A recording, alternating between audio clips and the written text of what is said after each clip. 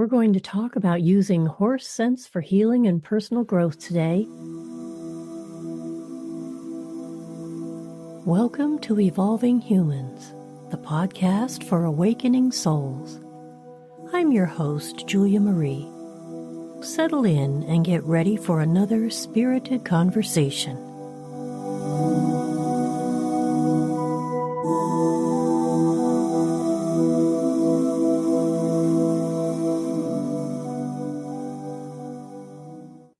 Carmen Theobald is the founder and director of Horse Sense North, where they offer personal growth, leadership, team development, and trauma recovery with some horse sense. Her coaching, facilitation, and speaking combine her experience working with thousands of horses and people and her own post-traumatic growth. She is determined to make a positive difference in this fractured world. Carmen, I want to thank you so much for joining us today on Evolving Humans. Thank you so much for having me, Julia. It's a pleasure to be here. It's been a long time, a couple years almost, since I've had someone on to talk about the magic of working with horses, especially for personal development and trauma recovery. I'm looking forward to you sharing your wisdom with all of us today. Thank you. I'm looking forward to being able to share about it from my perspective anyhow. I really believe that they're some of our greatest teachers for how to be human, is looking at how these four-legged beings are moving through the world, getting some inspiration as well as practice with them. Before we launch into the topic, I want to learn more about your personal story, and I always ask my guests the same first question. So let's start at the beginning with you. What was it like growing up in Carmen's house? Growing up in Carmen's house, little me was, it was quite stressful. It was pretty, in some ways, traumatic environment, in some ways, very privileged environment. There was a combination of beautiful moments and horrible moments. And there were so many that were really harmful that I always felt like the other shoe was going to drop. There was a lot of emotional, verbal, psychological abuse. And I also was extremely passionate about animals from the get-go. I found so much solace in how I was able to relate and spend time with dogs and cats. And I really thought I was actually going to become a small animal veterinarian. That was my goal. I was 8 years old and I was so determined.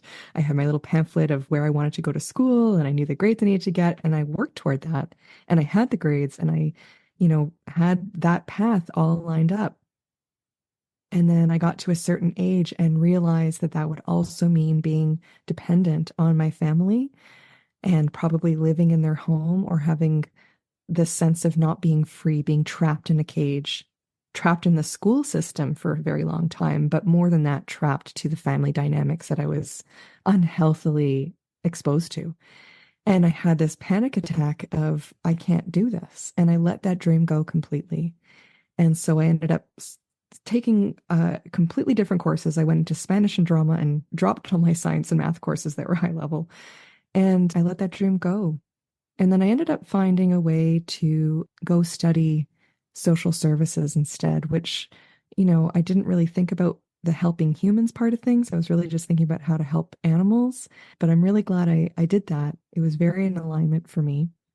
But it also led to a complete dramatic, life-changing event that completely altered the rest of my life.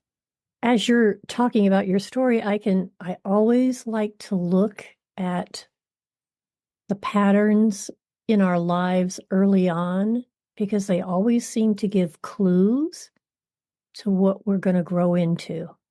So you had a natural affinity for animals in general, and your human limited mind said, well, then I'll be this. But your spirit said, no, I don't think I can live with that.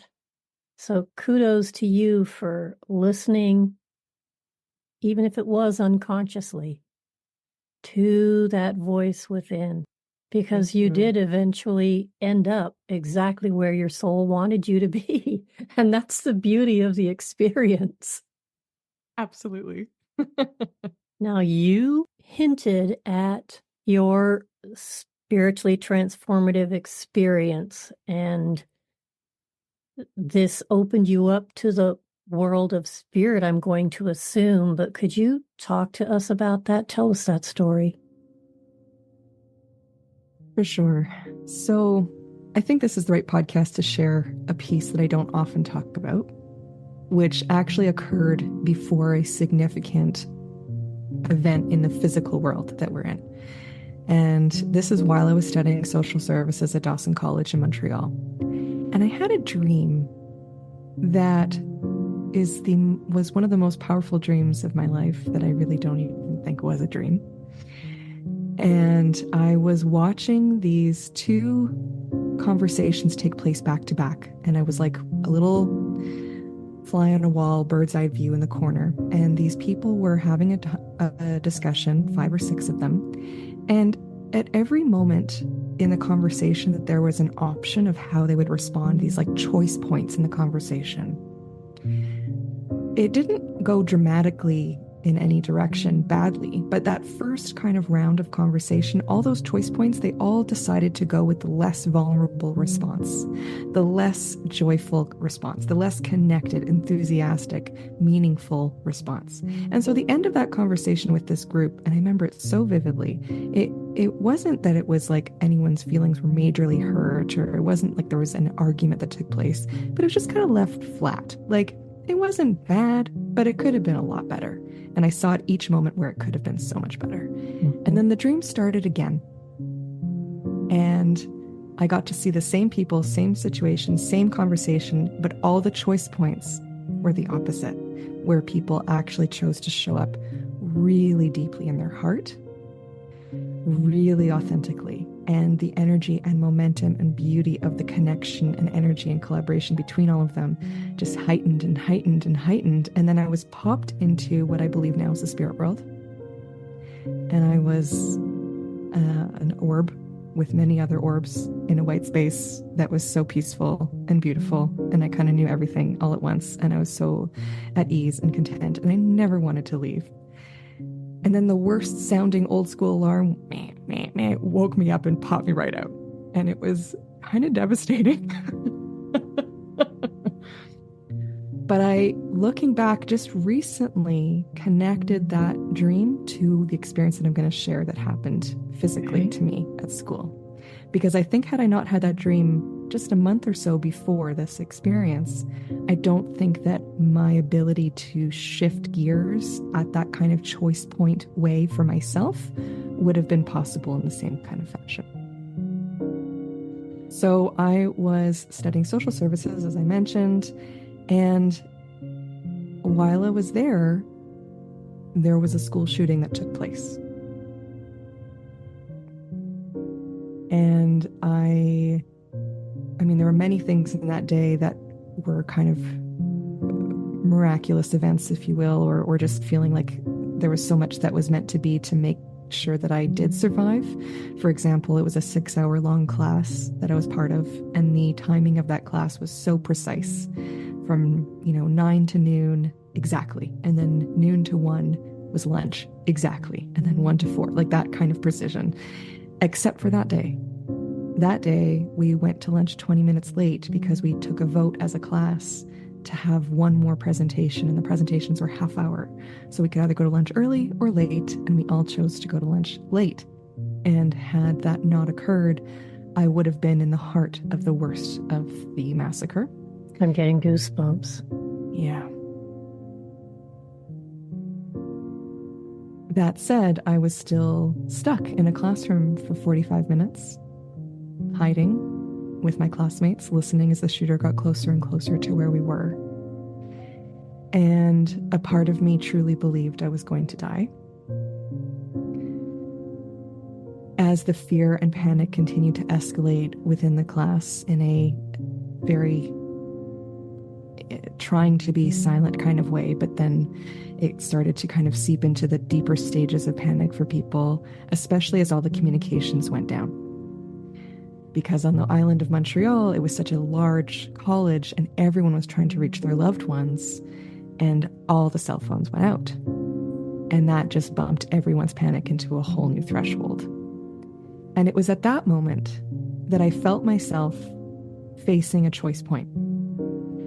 And it's like I kind of tasted or sensed this other path, and I didn't even know what it was, but I just knew that if I didn't kind of shift course and go that way, my fear was going to keep rising with everyone else's, to a point where not only was it awful to experience, but not beneficial for anyone, and including me.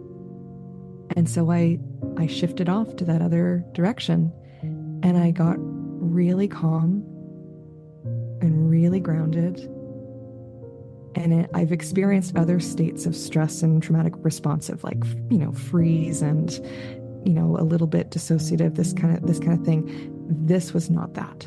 This was very much in my body, very authentically okay. And I just felt this total sense of surrender to the moment of like, okay, this might be the end, and I'm okay with that. But also I'm prepared to step into action if I need to. I don't feel like I can't, and I will try to live. But if I can't live today, that's okay. And I was able to sit beside my friends and hold their hands and do some breathing intentionally with them, for them. And I just felt really calm. And it turned out that I didn't have to die that day. A group of police officers snuck into our class and silently escorted us to a position of safety outside. And I got outside and I felt the sunshine on my face, and I took a deep breath from that place of feeling really alive. And it's not that I had some major, now I can access spirit or channel things that I couldn't before. I'm very much in my body. I'm like super glued in here.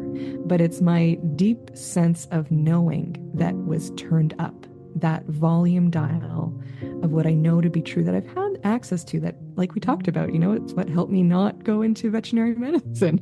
But it really turned up the dial on my true authentic self, and it turned down the volume dial on all the doubts and pressures and expectations of life, of society, of family, of me.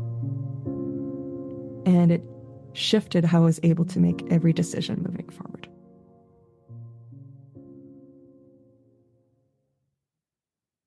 I just want people to take a moment and breathe in the power of being present. Because that's what you're describing. For that instant, that moment in time, your soul was fully embodied. Now, that would be my interpretation of your experience. But you had a glimpse at your human level of what it feels like to be fully embodied as your soul. That sounds right.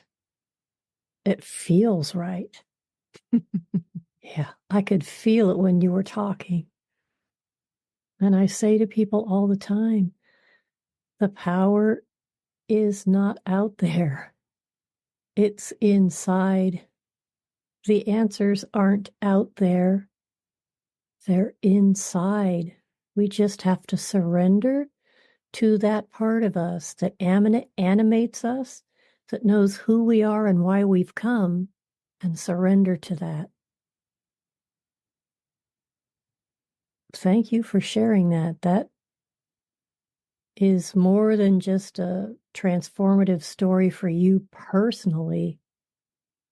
Feels to me like it's got the power to transform other people as well.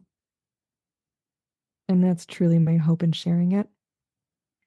So what happened after that experience with the school shooting is that I continued to make decisions in life in little ways, and then eventually in bigger ways, that completely took me off of what I thought was going to be my educational path. although I had left my veterinary medicine dreams behind, I did really value having a degree from some kind of higher level educational institution. And what I realized was that feeling of being trapped that prevented me from following my dreams of being a veterinarian were still there. And that the feeling of being in a classroom, not because of the school shooting, but the feeling of being locked into a life where I felt like a caged animal. At home, in the world, I had to do something else, and I didn't want to wait any longer. I didn't want to wait until I had checked off the boxes of a society's view of what that could mean, that then I could make choices to follow a different career path or a path less traveled. It was like, no, this is my life now. I don't know how much life I have left, and I'm not making this from a fear-based place, just a factual place of, I don't know how much life I have left, and I'm alive right now, so I'm going to make choices that feel the most alive to me right now. And so I left school, I left home, I left Montreal, and I went to volunteer on a farm in exchange for room and board. And this farm had vegetable gardens, maple syrup production, which were all beautiful and I enjoyed. But the real reason I went is because there were 24 horses. And I was so called to be with them. I just reading the little description of the farm. At the time, it wasn't online. It was still in a booklet. I was a woofer, this program where you can just pick a farm and work it out with them directly in exchange for room and board. And they talked about the horses, and I was like, I have to go there. And the first night that I was at the farm, I heard all of these horses chewing surround sound. I was there at dinner time in the barn, and that noise of them eating and being in their environment and smelling every smell of them, it infused my cells in this really incredible way. And I knew that I could never really go back to a life without them. I maybe wouldn't have put it in words like that at the time, but my body knew. And looking back, I can sense that very strongly. What's interesting for me, at least, to share in this moment about the farm is that a lot of the horses there were not well behaved. A lot of the horses there were actually quite dangerous. And it wasn't their fault. And I don't even blame the farm owners. It was just a circumstantial thing that the person was really burnt out who was running the farm. And most of the people handling the horses were people like myself who knew nothing.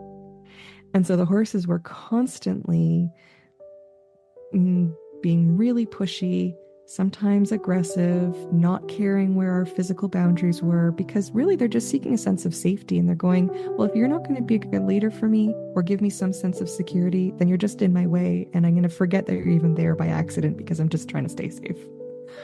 And other behaviors come through connected to that as well. So I ended up working with these horses, and that was some of the best education for me, was to work with horses that I was really needing to kind of be in this trial by fire situation.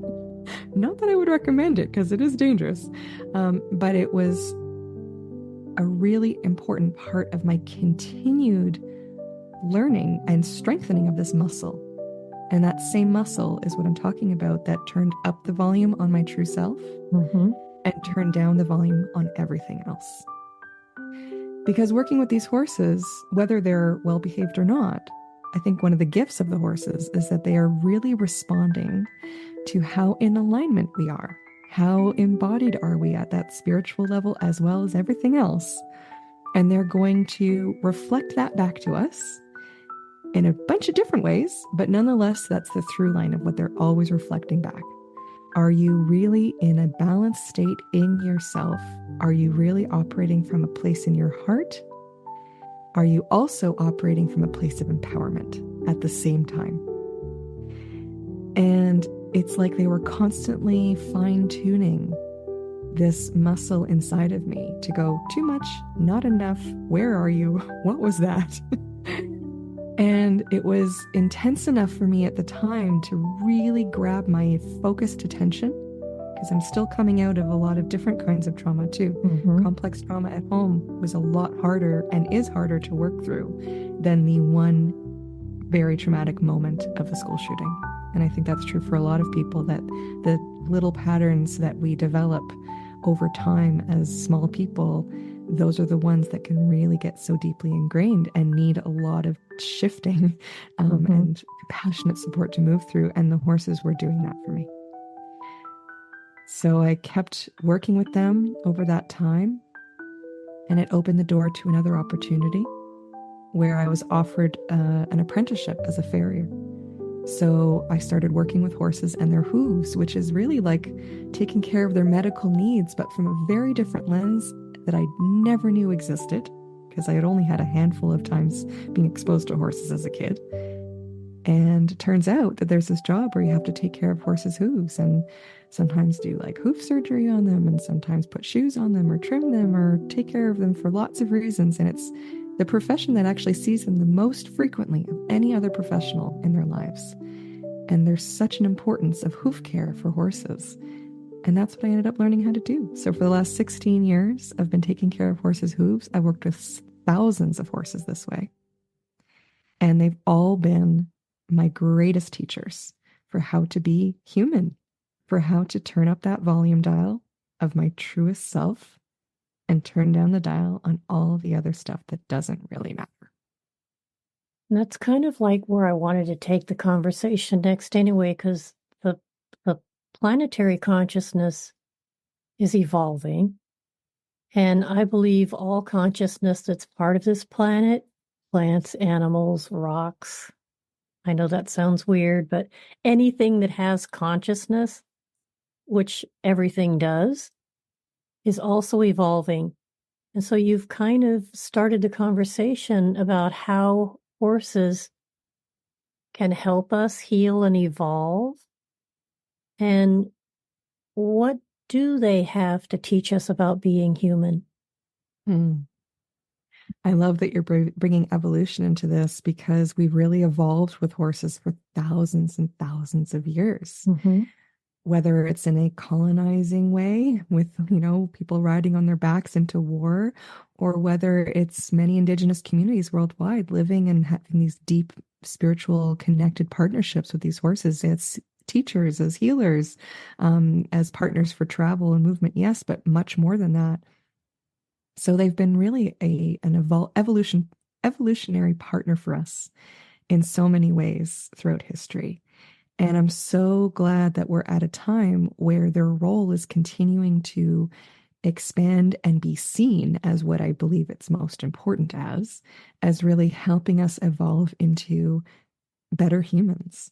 And so one of the big things, the themes that I see occur over and over for myself and all the people that I now work with, because I've shifted from my farrier work, a little quick fill in the gap here is that about 9 years ago, 10 years ago almost, still doing my farrier work, but recognizing the deep transformations that were happening for me, for my relationships with humans. And then I was all connecting it back to what I was learning with the horses. So I had to find a way to become a facilitator of that kind of experience safely Mm-hmm. for people with horses and humans. And what I keep seeing now with clients and that work and myself is that they invite us to embrace a lot of paradox. They invite us to embrace a very embodied approach to being strong and vulnerable at the same time, to be powerful and gentle at the same time, where they want us to take our mask off, take the armor off, but not in a way where we're weak, where we can really reframe a lot of what we might even define as weak, but also actually feel stronger than maybe ever before, but in a way that is for the good of the herd, for the well-being of all, not just those who want to have a power over approach, but a very different kind of collective, healthy, grounded power. Now, I have a question because you just basically said now you work with horses in a therapeutic setting. How does someone who works with horses in a therapeutic setting choose the horses that become a part of their program? I love this question so much because I think it can open the door to not only how we shift our thinking about horses, but about ourselves as humans. Okay. So, temperament and behavior in horses. Yes, for sure. We want to have horse partners that are safe and well equipped for this work, who are well suited for this work. But I'll also say that we don't all start out that way. And the horses very often don't either.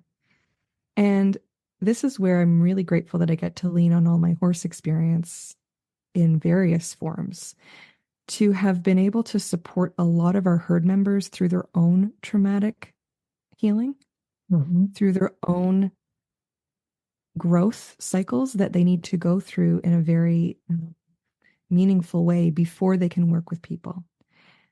In fact, one of the horses who was the most impactful with our clients, and she was actually my first horse, when she became part of my family, there's no way I would have put her with a client. She was labeled as dangerous. She was labeled as aggressive.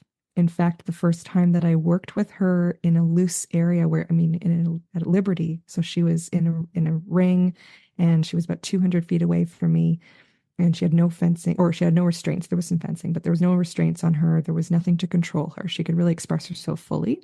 And I was warned not to go in there with her in that way. This is before I took her on, because she was known to have some very aggressive responses in that kind of situation. But I knew that's exactly how I needed to get to know her, because that's where I was going to really meet her true self, not the Mm-hmm. self that was worried about some kind of punishing device that was going to prevent her from that. And she charged me. A 1,500-pound huge horse charged me at full speed. But I knew it was a test to see if I could embody that paradox that I was talking about. Can I be strong enough to really hold my ground, but soft enough to really feel her and hold her with compassion at the same time?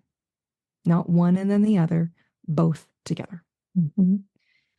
And it all turned out really well. I put up my hands and asked her to stop and breathed out and got really calm and really grounded and did my best to access that place that's the through line of this whole conversation. And she stopped, and we just had this magical moment of connection and dancing together at Liberty. And although that was an amazing, magical start to our relationship, there were many other moments that we had to work through, many other moments of dysregulation and disharmony and challenge, but we worked through them, and she worked through them, and she did so much of her healing that she ended up becoming the most rock solid therapy partner I could have ever imagined. And she was like that for good reason, just like we're like that for good reason. So I'm saying all this because I never want to write off a person, a horse, any being, because their current behavior or way that they're presenting themselves seems like it wouldn't fit our goal. Now, I don't, it's not to say like just to work with them so that they fit the goal, but that we shouldn't write anybody off. And sometimes it's more about an intuition or a knowing, and making sure we're not rushing anything and leaving the door open to like, maybe this isn't going to work, but I feel like it's worth a try. And that's pretty much the story of a lot of the herd members who we now work with in different ways, into shapes. Well, just like people, everybody deserves a try. That's right. That's right. And that includes having very authentic responses when things are Mm-hmm. not going in a safe direction. They also deserve a try that includes healthy boundaries and clarity and healthy expectations of what's okay and what's not okay. You know, to not just let ourselves be a doormat and like, we'll just keep trying forever and like get hurt in the process. That's not okay. But it actually gives the horses and people more safety with us when we can be very discerning about what's needed in the moment, whether it's that energy that's a little bit stronger, whether it's the energy that's a little bit softer, whatever that might be. But always holding that paradox inwardly of heart connection and grounded power, grounded strength. Both are true. So, long winded answer to say, Of course, we want to make sure that the horses we're working with or people who don't necessarily have horse experience, and even if they do, are showing up in a vulnerable state themselves, Mm-hmm. that those horses are definitely well suited for the moment. Sometimes we just have to help them become well suited and be very patient in order for them to get to the point where it's a good match. And sometimes horses do not want to do this work. And there are absolutely those horses out there too. Not every person wants to be a therapist. Not every horse wants to be a partner in someone's healing journey in that kind of way. And that's okay.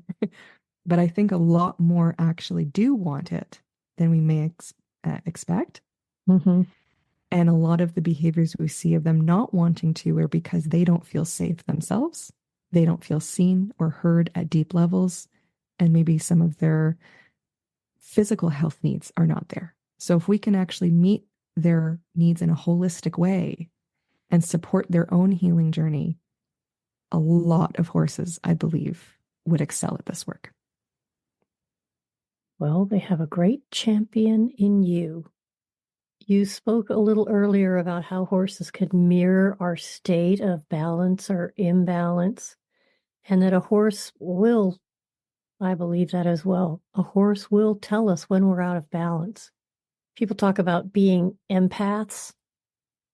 I feel like horses are highly empathetic creatures, period. Just like their antennae are very sensitive, very refined, and that they can read a room pretty quick.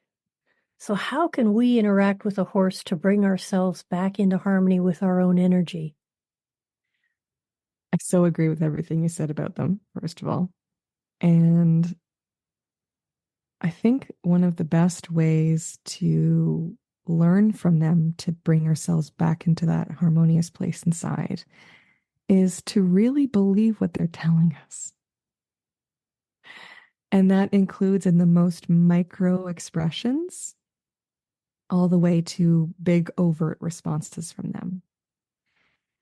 And sometimes we need help deciphering what's going on if we don't have enough horse experience or experience in this kind of transformative work to figure that out. So if you have a horse at home, or if you have a friend with a horse that you're trying to like learn from, there's no failure in going, I don't know what's going on. I need some external input here.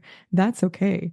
Um, and as we get to learn and listen to what the horses are telling us, really without labeling their behavior as like bad, or they're just not well trained, or they're crazy, or they're being such an a-hole, like all of that language that is very common around horses and people, Mhm. to take away those labels and just go, okay, this is what's happening. What could that mean? If I really believed them that they are expressing themselves from a place of authenticity, not trying to be manipulative, not doing anything weird, just honestly saying something. What are they saying?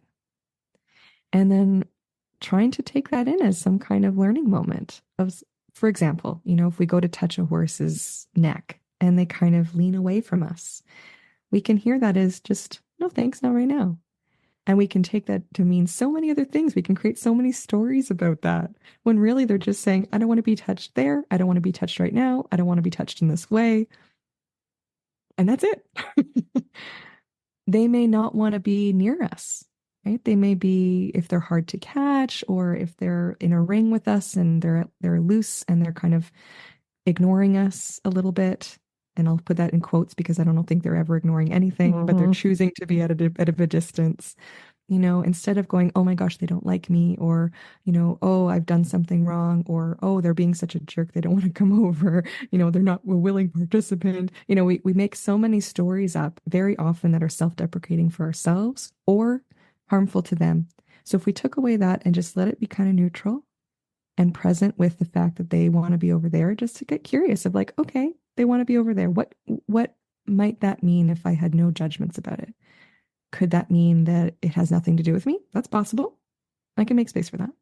Could it mean that I'm in a place inside of myself that is upset, dysregulated, where I'm trying to suppress an emotion, where I'm putting on a mask? Am I trying to force something? Am I coming from a place that's kind of insecure and going, I really, really, really want them to come over. Why won't you come over? Please love me. Or am I coming from a place of they better come over or else, right? Or some variation of that. So they're kind of inviting us to go, which end of the spectrum am I finding myself on? And if we can get really courageous and curious as far as where we might be on that spectrum, we can soften into the present moment. And it's amazing what happens when we soften into that present moment and just allow ourselves to be where they go, oh, there you are. There was all this clutter around you. There was all these layers of armor and fog and all these stories. But now that you're here in this moment with me, just showing up in your heart, I can see you. I can feel you more authentically. You feel more safe. They're sensing if we're hiding something, right? So if we're suppressing an emotion, they're actually more comfortable if we're just overtly upset. They're like, okay, well, you're upset. Whether that's anger or whether that's sadness. I'm not talking about if it's directed at them, but sometimes we have some anger for whatever reason. And if I show up to that horse and in my head or out loud in my body go, I'm feeling really angry. And I know it's not about them and I communicate it's not about them. They might actually stand with me and go, I can hold space for that. That's fair. But if I'm trying to push that down and go, no, everything's fine. They're like, ooh, you don't feel safe because you're hiding something. And what is it?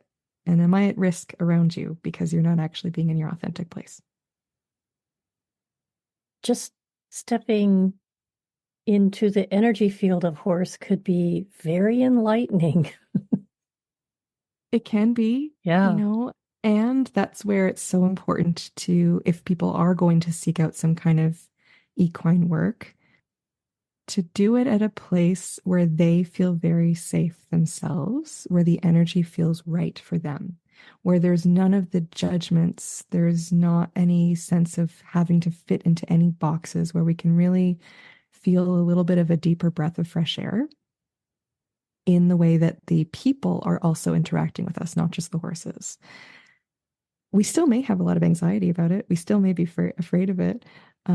But there's also going to be part of us that knows if this is the right environment for us or not. And we might discover that as time goes on. And I just really invite people to listen to that knowing, because there are people and horses who would not be the right fit, whether it's because they shouldn't be doing the work at all, whether it's because they're just not the right fit for you in that moment. Like, all of that is fair because the work can be so vulnerable. And so if we are having that fear factor come in of like, ooh, this is so revealing, this is terrifying, to make sure that, we have some kind of support in that environment that we can lean on and even express that. And that's okay. Like, it's okay to feel afraid of what might come up. It's not a failure. It's not a fault. It's very human. And the places that understand it, that are really trying their best to learn from horses, are going to make that completely normal and fine. This concludes part 1 of my 2-part conversation with Carmen Theobald. Next time, we'll discuss the many ways you can work with the intelligence of the horse to bring about healing and personal growth. So that's our time for today, and to each one of you who continues to support our podcast, thank you. If you found value in this episode, please share it with 2 other people so that together we can bring more light to this world. And now, here's a quote for you to ponder as you go about your day. If you have gained the trust of a horse, you have won a friend for life.